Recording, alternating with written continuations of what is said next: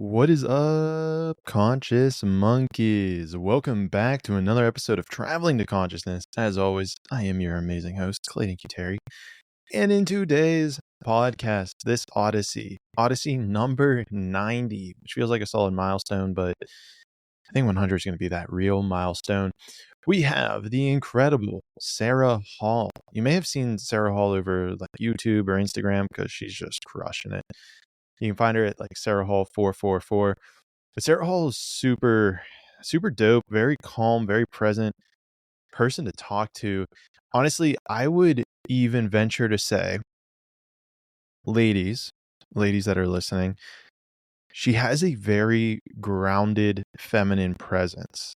I know that this is a big thing with spirituality where we can get a little bit floaty at times, if you will, getting in our feminine, thinking everything's so divine. But I noticed throughout our conversation that she has a grounded nature to it. So if you're looking, because I remember at one point she kind of pushes back whenever I'm asking her about this actually very fascinating point regarding Jesus and whether or not he had a family. And she's talking to Mother Mary about this. And the way that she kind of push back might be the wrong word, but the way that she stayed grounded and firm was a very beautiful thing to see.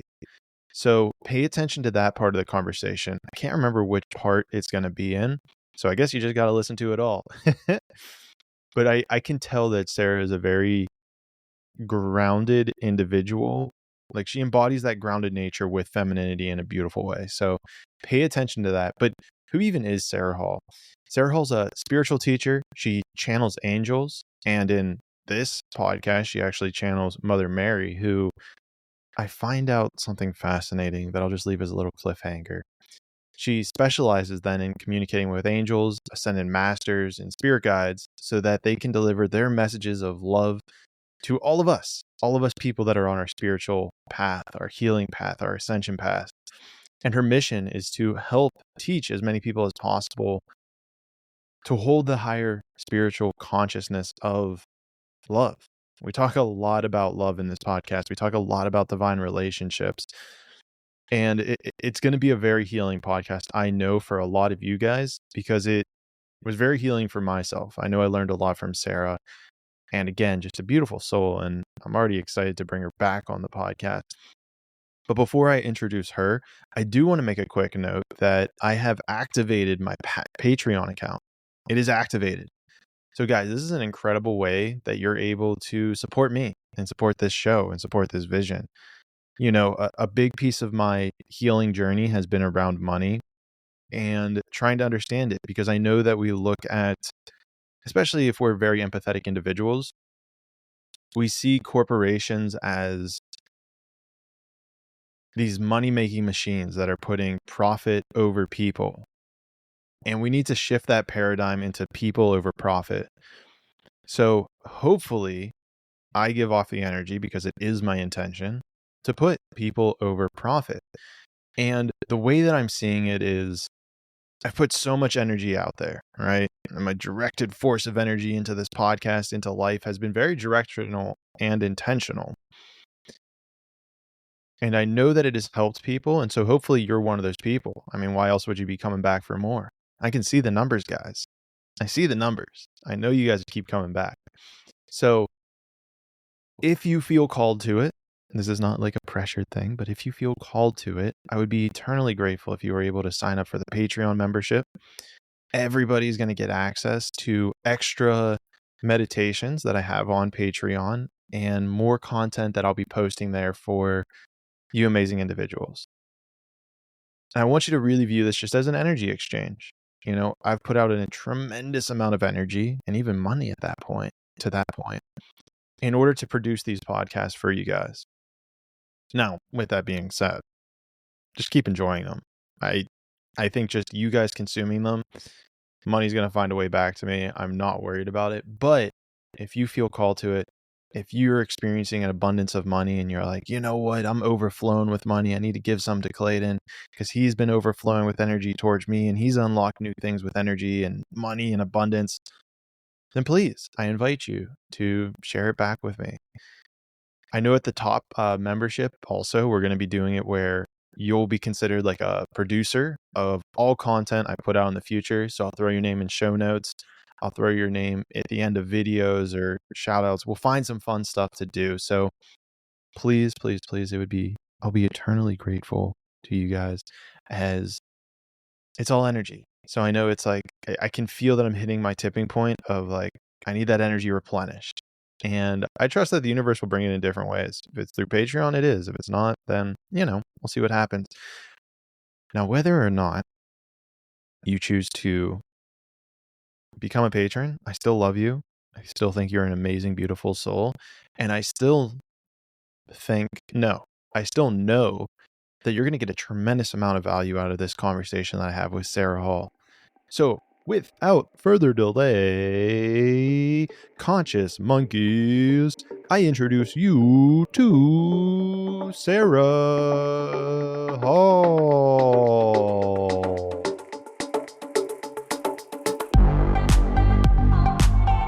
Traveling to consciousness, exploring spiritual journeys to find answers in uncertainty. Right to start it. I'll just like throw that in, and that's kind of just the flow of it, if you will. Absolutely. Cool. And I think, at least for me, where I'm very interested and wanted to bring you on, a couple reasons, but I think one of them was really regarding like your connection to like these angelic beings. And I think the two things I really hear you talk about a lot are archangels and the love. I know you dive into some other astrology type stuff, but like those are the two words I've seen a lot, like all over your YouTube, how you describe yourself, your Instagram. So diving into those, starting off kind of strong, I guess, is what is love? How do you describe it? Oh my gosh, that's the best question ever. So I'm going to start off really simply and say love is God. As I've worked with the angels on my spiritual path over the years, they are beings of absolute pure love. So I've learned a lot about love in working with them. And what they communicate and what I've learned is that love is our true essence. It's like the original source state of consciousness. It's the highest state that consciousness can go into, and it is our source. So I like to say that love is God. Love is the true nature of our soul. So it's one of the most important things I think that can help us navigate life. Yeah, it's a question that I really want to get your opinion on, to dive even deeper, because I like your answer. And in my life, where this word was my hiccup, this word was really my breakthrough into the spirituality community. And I'll save you the details of the story. I can tell you later, but I've shared it so many times on the podcast. But my mind was very fixated, if you will, or confused on love, because we talk about love in so many different facets. I love my podcast. I love my friends. I love jujitsu. I love my significant other. And there's a piece of me, whenever I get into my analytical brain, that feels like there's different kinds of love. What are your thoughts on that? I think that love actually is quite universal. It's just that we can experience it perhaps at different amplitudes and apply it towards different things. And so it can become anything. So like, I love my podcast. Like, that's something that is expanding this energy of love, right? It's a way of experiencing creation and all of the joy and expansion that comes from it. But I would say that actually, while we can say that, okay, yes, there's romantic love, there's like love for a thing, there's like love for your friend, and those are all like, they look a little bit different. I really kind of feel that love is so universal. It is the one thing that I think unites all of us. Like when in spirituality you hear sayings like we are all one. What is the thing that binds us? To me, it really is this thing that we as human beings refer to as love. And I think instinctually when we say, I love this, I love you, I love that, what we're really referring to is I am recognizing divine truth through this experience. I'm recognizing that I am expanding the soul. I'm expanding consciousness itself through this experience. And love is a unifying force. So it's like I'm merging into union with something in this state of love. And I think that you kind of see across the board throughout all the different like types of love that there are. So I think there are universals in it for sure.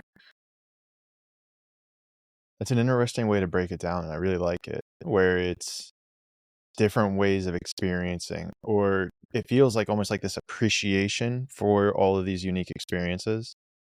Yeah, I think that appreciation is a big part of it. And of course, there are so many other amazing emotions that we can associate with love. And I always like to say that love is not necessarily like an emotion, but there are emotions tied to it. So, yes, appreciation, gratitude, joy. I mean, there's so many things. You could feel relief, you could feel comfort, you could feel nourishment, because it's just this state of being that again creates this opportunity for us to expand, to merge. It's like the oxygen that we breathe. You know, it's if it is our source and it is our essence, then you kind of have to you kind of have to relate with it all the time. You're breathing it all the time. You're looking for it all the time. You're reaching for it in almost everything that you want and do. That's interesting. So you said though in that response that you don't see love as an emotion, but it's something that has emotions within it. Is that a fair way? Yes. Can you Yeah. expand on that a little bit? Yeah, yeah.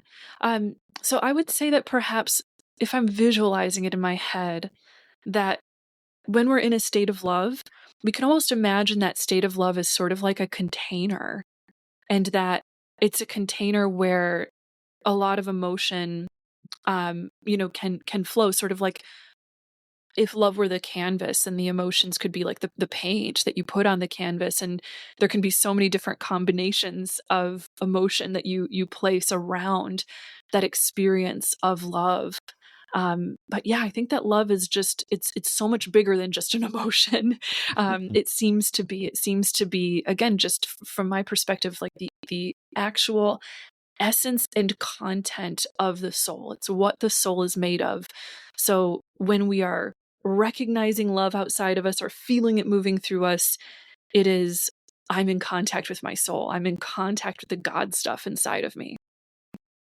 So it's almost a meta expression, and then other emotions live within it.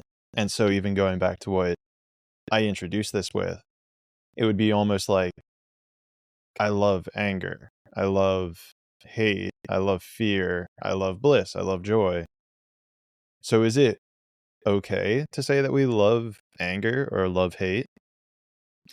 Yeah, that's an interesting question. You know, and I guess in putting that through my mind and thinking about it a little bit more, I wonder who has that experience, and I wonder what it would be like to say I love anger. I love being in a state of anger, because I'm not sure that it exists. Maybe it exists, maybe it doesn't, I don't know. Um, but I always like to think of love as sort of like a divine compass. So when we are feeling the absence of it, it seems like, or a seeming separation from it, then it seems like that's when we have feelings like anger or hate or grief or sadness, which can be connected to an experience of love. So if you love someone and you lose them, you can feel sadness because you love, and that can be wrapped up in that. Mm. Um, so yeah, I'd be curious, I think, to learn more about, if maybe someone has that experience of like, I love anger, and to learn more about what that would feel like and what that would look like. Because again, I guess I am a big believer that love is the compass that's leading you into God. It's leading you into an experience where you're always going to be merging with truth. You're merging with something that is important or meaningful, or that is expanding your purpose, or that is driving you into a state of harmony. Um, and so it usually has the gift of guiding us in that way. Yeah, it's bringing up in me a piece of my history, and I think this is probably something that a lot of guys go through, or they're at least at some stage in their evolution in regards to our dating scene in the world. And my trajectory was being the nice guy in high school, then college, trying to figure out what was going on. I kind of went into finding some like I don't know how you would describe it. Kind of like red pill forums or black pill form, not black pill. I never really got into that, but red pill and more of this, let's say, less enlightened state. It was weird because it was a little bit more enlightened than being the nice guy, but it was less enlightened than the optimal. And one of the things in this, so this is like where I would say this is like the bridge of consciousness where kind of like the fuck boys live or the playboys or whatnot. But there was an interesting comment in there that, or like saying that always stuck with me, which was hate is not the opposite of love. I think apathy is the opposite of love, of just like the absence of caring. And the way this manifested was guys in this forum kind of saying that it was almost better for there's more of an energetic charge if somebody hates you, if in this case a girl, if a girl hates you versus has no feelings for you. And so it was almost coming from this piece of like when you're the nice guy, and whenever I say nice guy, I'm meaning you're doing nice things with hopes that there is sex in return. So when you're this nice guy, you usually will attract girls in the form of apathy. So they don't really have an emotionally energetic charge towards you. But then when you take this step up into, fuckboy, playboy paradigm, it becomes this duality of like you create very polarizing attractions. So no one just feels apathetic towards you. It's like you either love this person or you like hate them, and both of them are a strong energetic charge. And so that's sort of what I'm feeling called to kind of like share with you. And I'm interested how you would break this down from your perspective in regards to this like I love hate thing that we're diving into here. Yeah, that's really interesting. I think that in that context, like if we're looking at, relationships and dating is a journey where there's so much self-discovery involved in it. There's a lot of like, I'm focusing the camera lens and figuring out who I am and what my values are, and therefore who do I align with and who aligns with those values? How do I find compatibility and that kind of thing? And as you're going through that experience, I think the relationships that people have really help with all of those lessons. And so there is an experience, I think, when we're dating where it's about that, the attachments that we make with someone else, whether or not we're attracted to someone, the focus seems to be more connected to that than it is always to deep love, like simple, pure, true, real, we could say love. I think love is very, very clear. It's very pure and it's very true in that it doesn't have a lot of things attached around it, especially if maybe we're looking at it from a lens where we're kind of trying to maybe glimpse it from like a higher spiritual perspective or something like that. It's not sort of like, okay, love, and now all of these requirements and conditions that I'm attaching to it, and now I'm assigning that to you. I think of love kind of in this sort of like, maybe if we want to if we do want to categorize love, because I think that can be useful sometimes, and we're thinking divine love, then it's not necessarily cluttered up with a lot of conditions like that. So I think when we look at like the idea of love or hate or feeling strongly or not strongly, apathy, that kind of thing, when we're thinking of like human relationships, particularly around dating, that this is more about attachment. And that gets interesting because in that case, we want to kind of dig deeper and ask, what is it that makes someone want to create an attachment to another person that's so strong, whether it's they're saying, I love this person, I like this person, or whether it's I hate this person, I can't stand this person. what is underneath that attachment, that strong attachment? Well, there's usually probably a lot of judgments that are involved in that, and all of those judgments are going to be based on this journey that that person is on, where they're refocusing the camera lens and they're trying to figure out, who am I? What do I need? What do I want? What do I really value? Kind of thing.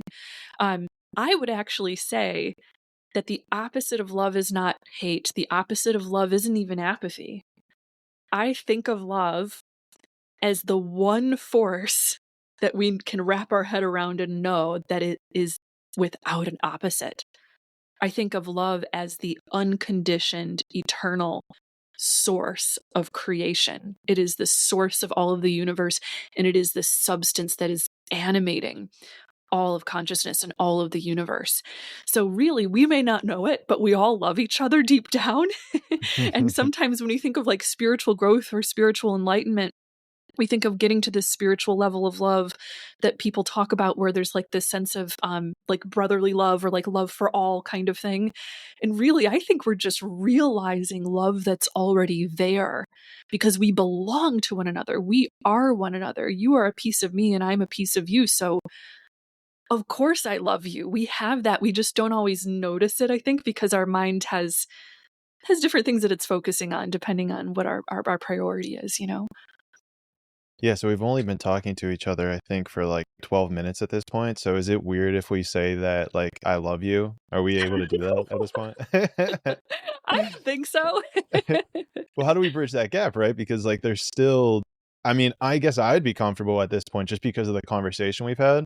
But like you go up to a stranger on the street and like you tell them that you love them, or even if you're talking about romantic partnership, there are Yeah. so many times where it's like, oh, I don't want to be the first one to say I love you, and like that's going to give them the power, or like, you know what I mean? And so what is is there a hiccup there? Like what's our hold up whenever it comes to saying I love you? Yeah.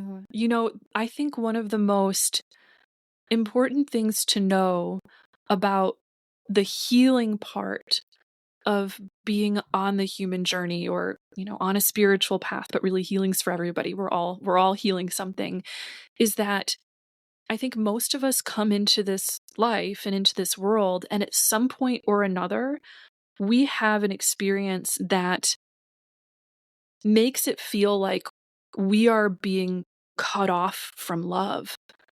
So if we're saying that God is love, right? And that a soul incarnates into their human life straight from God, straight off the boat from heaven, then when you come into this world, you are looking for the familiarity of your true nature. And I think in the best optimal situations, you have it. You know, your parents are like the first proxy for God on the planet that you experience, on this planet that you experience, in that, you know, hopefully you get to experience that they love you unconditionally.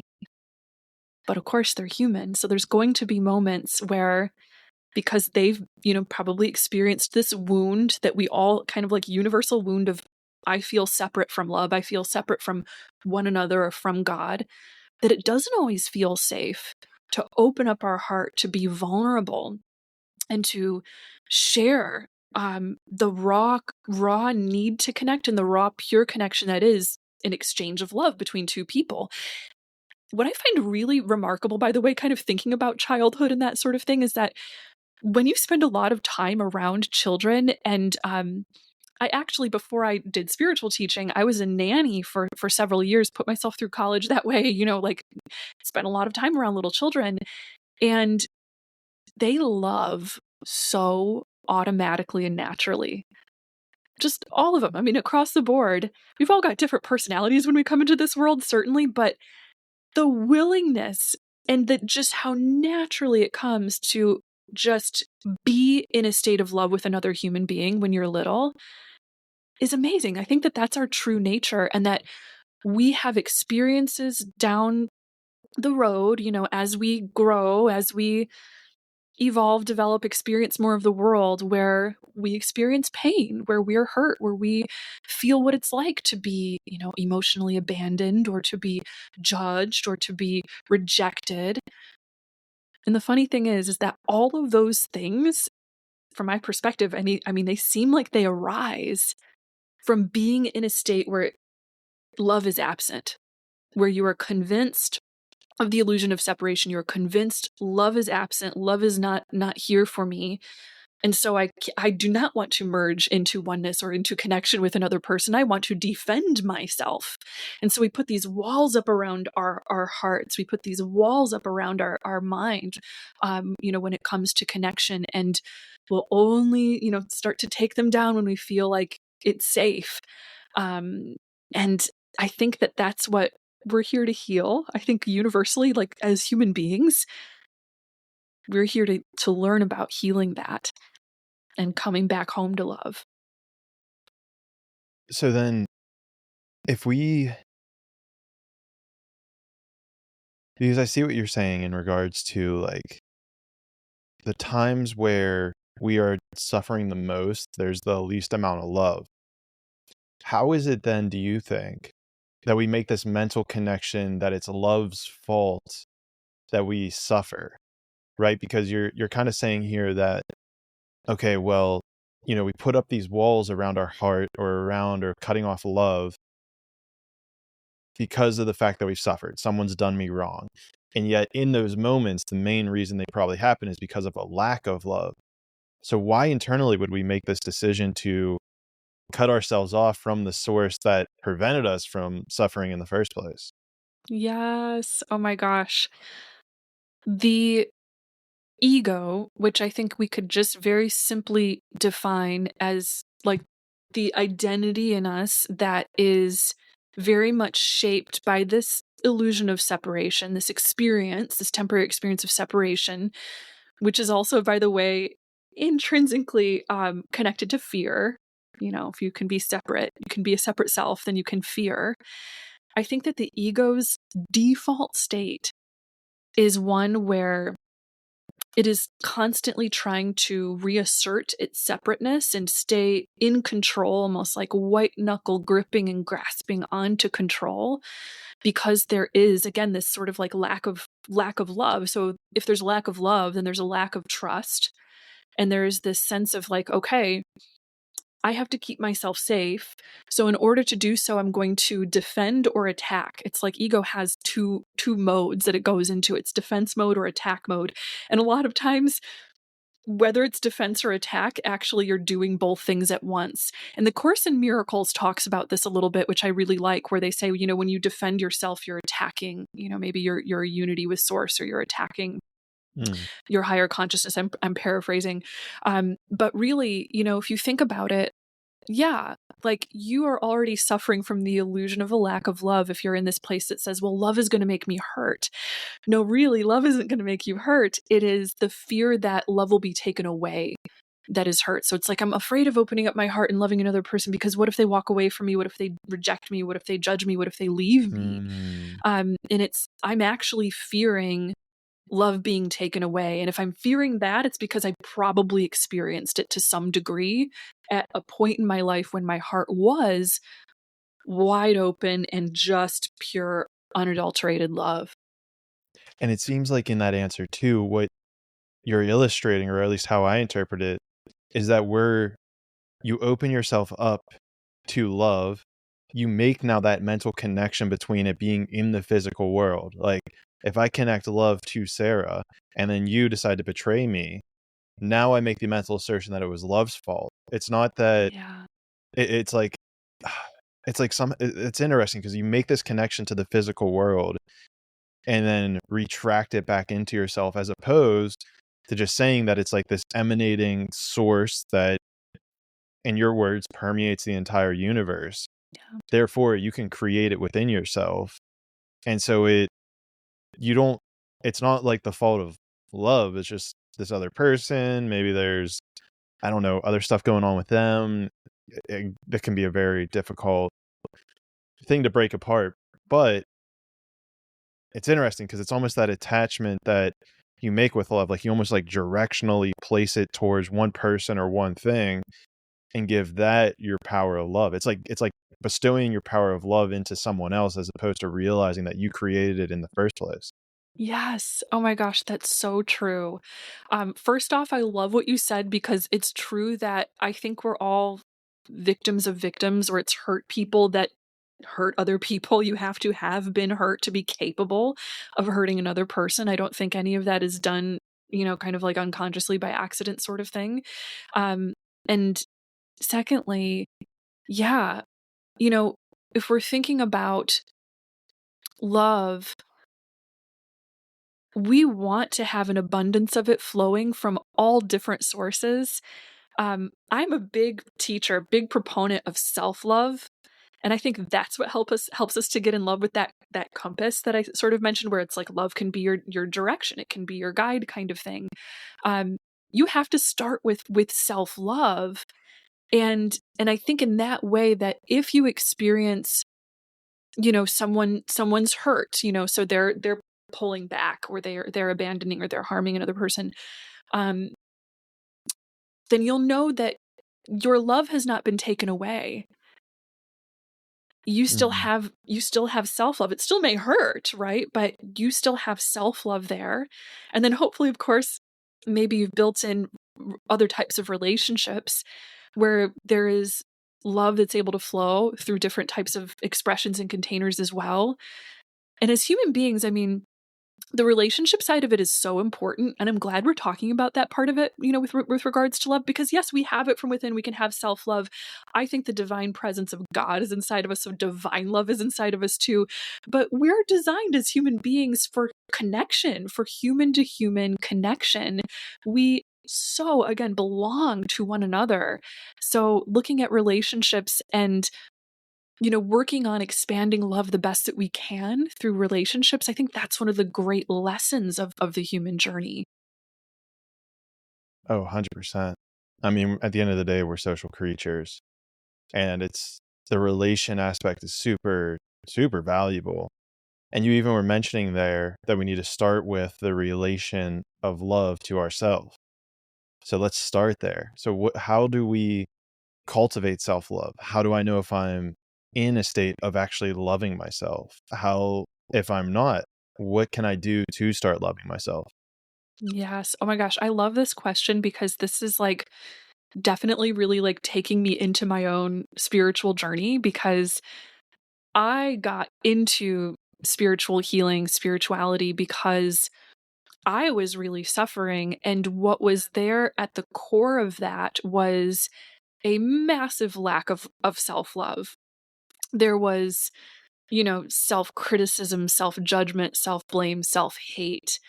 And I was also experiencing a lot of anxiety, depression, panic attacks, you name it, all of it, and really for me, after, doing work on myself, I really realized, yeah, the root of it, it's a lack of self-love, that I was experiencing underneath all of these things. So I came from a place of like having really, really broken and distorted, lack of self love, and then needing to rebuild it. So if I'm answering the question from like a first person narrative, type of perspective, I would say what I did, and what I guide a lot of people also to do if they can, is to start to develop mindfulness and awareness first of where you are on the emotional spectrum.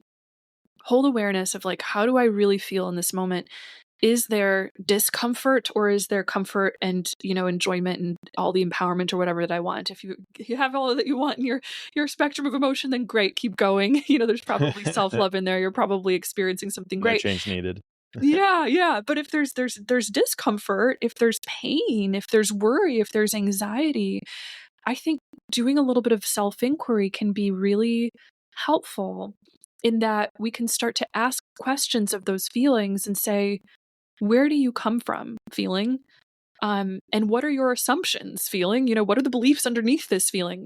And where did I learn to believe or see that way?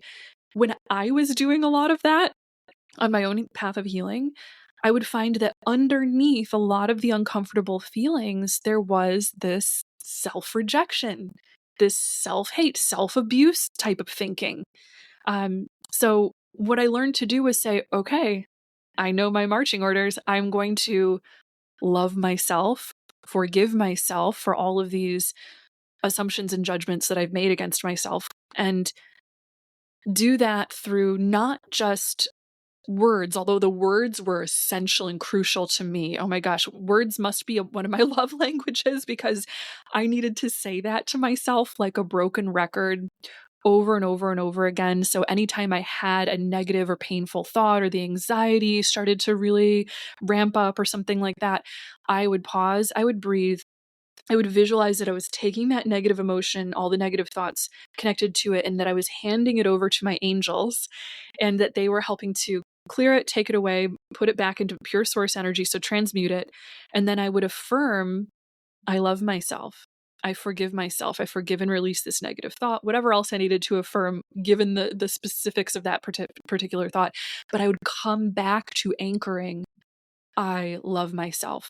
And with that thinking, that believing, and that wording first for me, that planted a seed that empowered me to have the awareness to start putting that love into actions and choices, and put it into the relationship patterns that I was choosing and co-creating, and really, again, start to apply it to all these other areas of life. So I think love should be our compass, starting with self-love being the compass for how we live our lives, and that it is something that we can always, always trust to take us in the right direction. I love that. It's a very beautiful process that you have there. And what I'm feeling called to ask is that it hinges on knowing what love feels like. So what do we do if we don't know what love feels like? How are we able to get in touch with it? Is there a way that we can feel it? Is it just saying the word until universe tells us? How do we get aligned with knowing what love feels like?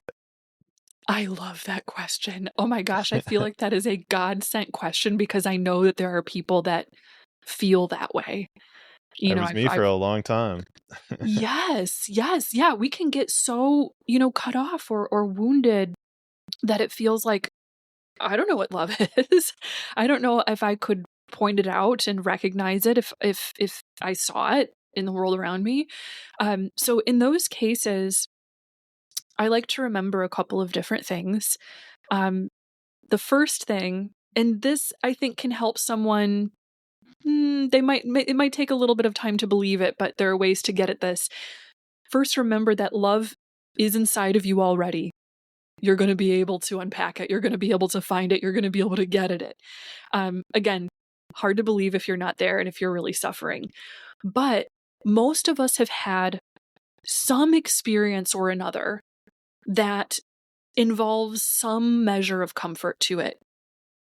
So even if it's something as simple and everyday as the feeling when I pull the covers over myself in bed and I feel warm, and it's silent and it's quiet and there's a moment of comfort. Or maybe for another person, it's like taking the first bite of my favorite food or something like that, and I feel comfort. I feel pleasure. There's something that I'm uniting with, I'm merging with in my human experience. And again, it could be something as simple as something sensory in the body, something as simple that as something that I like, like I'm just liking it a little bit. I'm feeling a little bit of ease, a little bit of comfort, a little bit of pleasure here.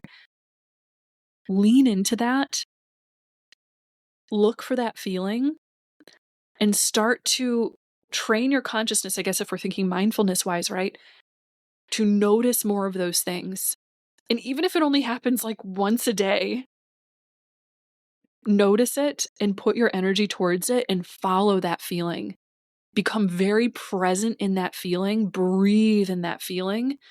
And I guarantee that that actually can start to expand the feeling. Because if you're bringing more of your awareness and your presence into that moment where you're taking your first bite of pasta that you love, and that's the the one comfort feeling or that you can identify, right? You'll be able to expand the feeling through that moment of, now all of my presence is anchored into the here and now, and I'm really, really here. I'm really feeling that. And then you might start to notice yourself waking up to that feeling in other places. So it can start very, very slowly at first, where it's like, wow, now I'm noticing that the smell of nature around me, walking outside is beautiful. Like the smell of these trees and the ground. Oh, that's that feels really good too. There is liking, there is pleasure, there is, I want to merge into union with this because I'm drawn in. And I think that that can start to cultivate the memory of love even when we feel like we've lost it, or that all of the suffering has cut off our connection to it, has created like an amnesia to love. We can expand it by looking for it and just helping it grow through the very simplest of things. Yeah, simple things. Finding that peace in simple things. One word you used in there was comfort, or finding comfort in these simple things. And now I'm curious because my mindset, especially my masculine doing mindset, is to seek discomfort.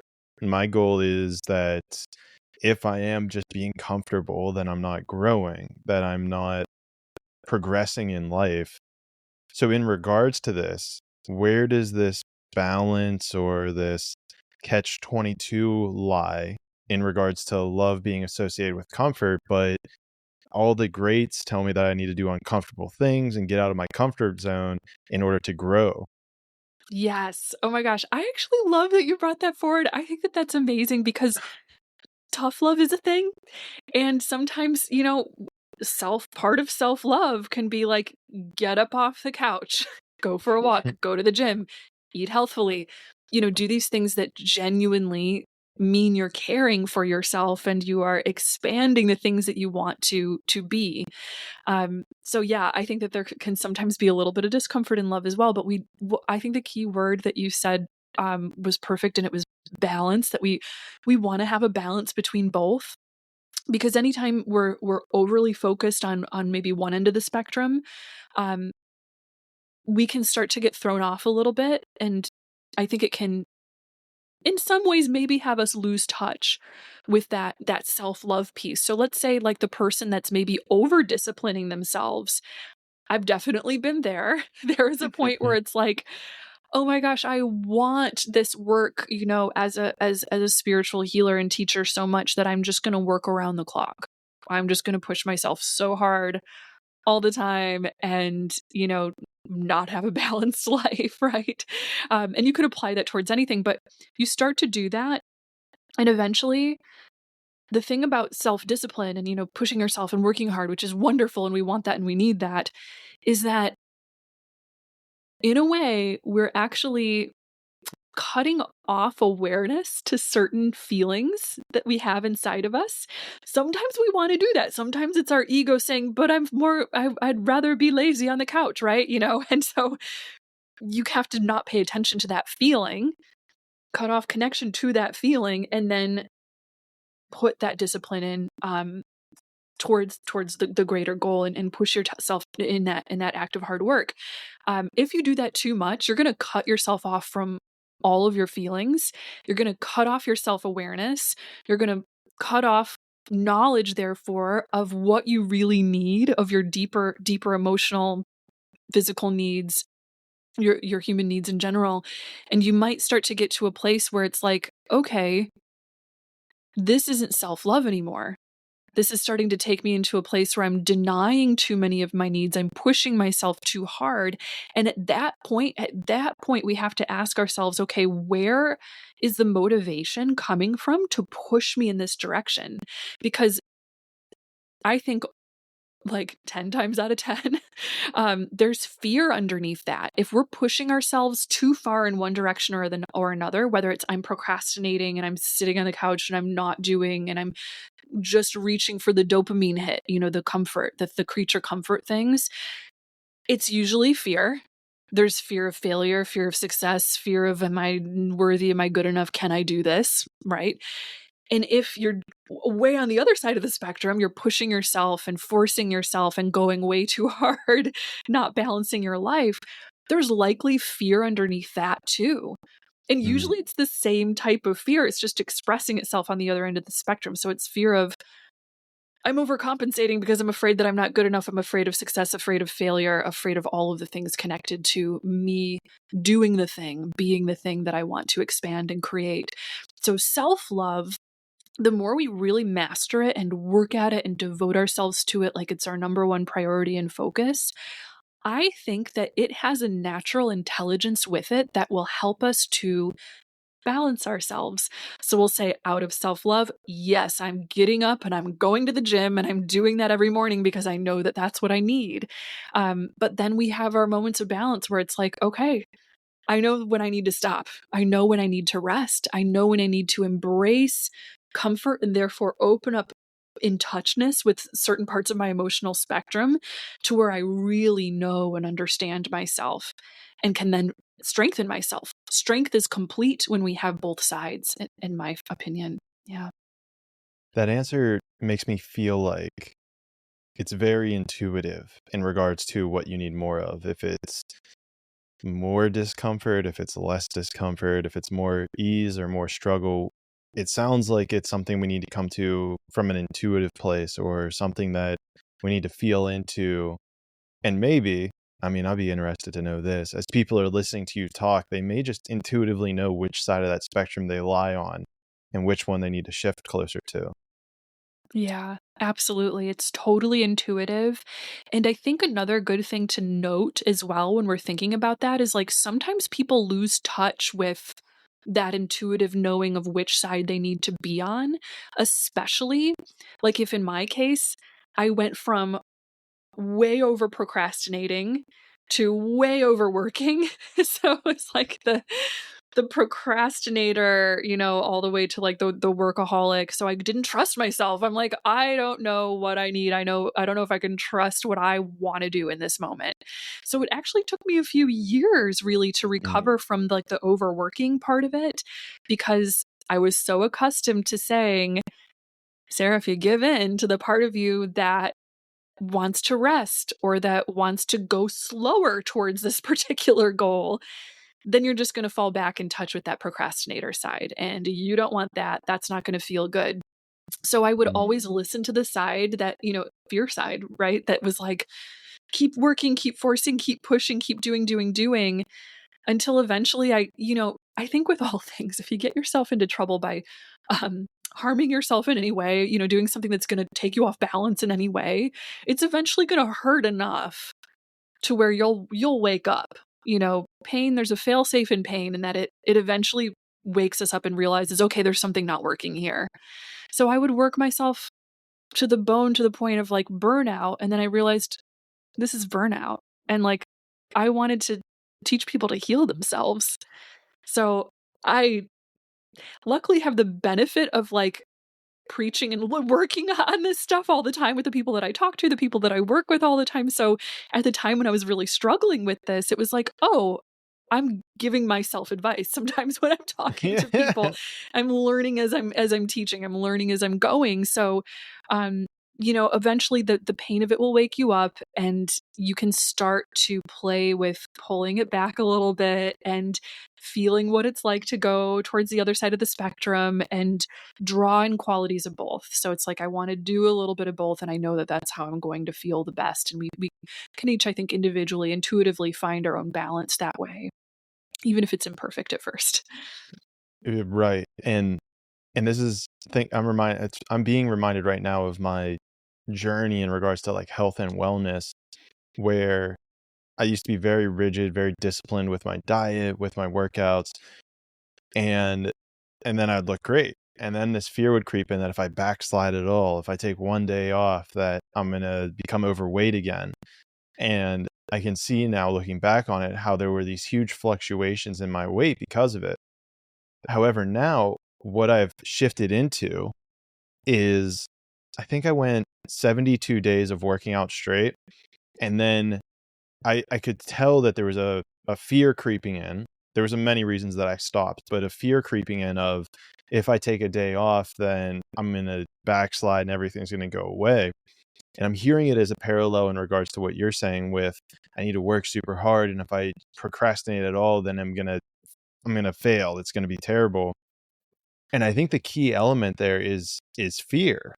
And what I am thinking, and this ties back to what we were talking about earlier, maybe fear is the opposite of love. Maybe it's fear that we need to confront in a loving way. It's like, okay, you're afraid that if you take this day off, XYZ is going to happen. But I've learned so many times that you need to do what you fear most. So maybe I should just push into this and see what happens. And I think that the understanding that's evolved from that is tapping into the subtler energies that we're experiencing in every single moment. So I'm curious, what do you think about this new idea that maybe fear is the opposite of love? Yes. I think that first off, that rings with a lot of truth. In fact, that's what I always, for many years, said was the opposite of love. I said, yeah, fear is the opposite of love. Fear is totally the opposite of love. And I would still say that Well, there's a let me lot of correct myself real quick. It's not a new idea. yeah. There's no such thing as a new idea. I was thinking about that right after I said that. That was going to eat at me for a bit. So sorry, Yeah. go ahead with what In you the were saying. context of this conversation, it's a new thing that we're putting. Yes, All yes. right, thanks. Thanks for Um, saving me there. but yeah, like I would say like yeah, like fear is totally the opposite of love. So when I was working on my own spiritual healing, and then later, helping people with their healing as well. It was always about like, okay, we want to look to identify fear because we want to heal that. That's the opposite of love. And if we can heal the fear, then we're going to bring the love in. I still do all of that with the people that I work with and think that that is incredibly, incredibly valuable. And I do believe that if we're looking at this from a very human, earthly lens, then totally yes, fear is the opposite of love because we as human beings live in a dualistic world. We experience everything in the context of dualities and polarities. We're that's how our whole consciousness is designed. We're going to experience day and night, hot and cold, and all of these different things that help us to have our sense of self, our sense of consciousness. So for the sake of having a very useful model of how to explore that concept, yes, I would say in this human lifetime, human context, fear would be our opposite of love.